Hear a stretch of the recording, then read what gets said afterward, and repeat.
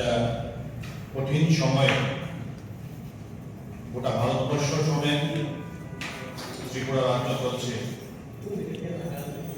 আপনারা সবাই অবগত আছেন, গতকাল এই ভারতবর্ষের মাননীয় প্রধানমন্ত্রী সাংবাদিকদের মাধ্যমে সারা ভারতবাসীর কাছে এক বার্তা প্রেরণ করেছে। কিন্তু সবচেয়ে আশ্চর্যজনক ব্যাপার হলো গোটা ভারতবর্ষ আজ যে জায়গায় দাঁড়িয়ে এবং বর্তমান পরিস্থিতিতে সবচেয়ে গুরুত্বপূর্ণ বিষয় যেটা ছাত্রছাত্রীদের ভবিষ্যৎ এবং যুব সমাজের ভবিষ্যৎকে নিয়ে যে ছিনিমিনি খেলা হচ্ছে তার ব্যাপারে কোনো কথা বলা হয়। প্রত্যেকে আপনারা অবগত আছেন, নিট কেলেঙ্কারি হয়েছে 2026 সালের মে মাসে 12 তারিখ হঠাৎ করে নিটের সকল পরীক্ষা বাতিল ঘোষণা করা হলো। তার কারণ কি? তার কারণ একটি, 2014 সালে এই ভারতবর্ষে যারা ক্ষমতায় বসেছেন কংগ্রেস দলকে হারিয়ে,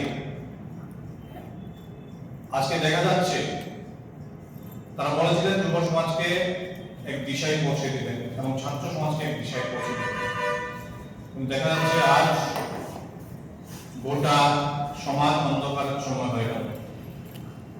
নিট পরীক্ষার প্রশ্নপত্র ফাঁস, 22 লক্ষ ছাত্রছাত্রী জীবন নিয়ে আজকে ছিনিমিনি খেলা হচ্ছে।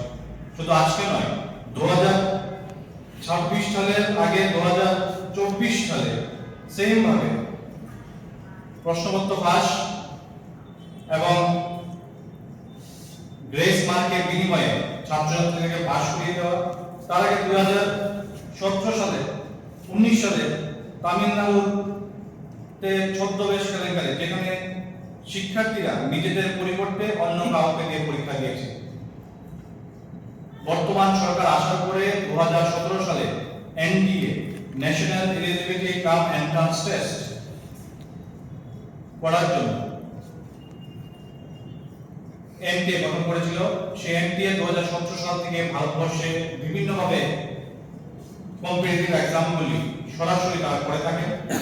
কিন্তু দেখা যাচ্ছে একের পর এক পরীক্ষায় তারা প্রশ্নপত্র পাস কেলেঙ্কারি, সময় কাউকে গ্রেস মার্কে পাস করিয়ে দেওয়া, শুধু ভুয়ো বাতিল পরীক্ষা, শুধু বিভিন্ন রকম 2 নম্বরই করে মানুষকে পাস করানোর যে অভিযোগ চলছে, সেটা একের পর এক তারা অভিযোগ তারা করেই যাচ্ছে।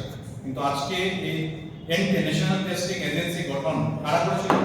প্রশ্নপত্র থাকে আচ্ছা, বর্তমান সরকারের যিনি প্রধান, ওনার মাধ্যমে এই ভারতবর্ষে এমপি হয়েছিল।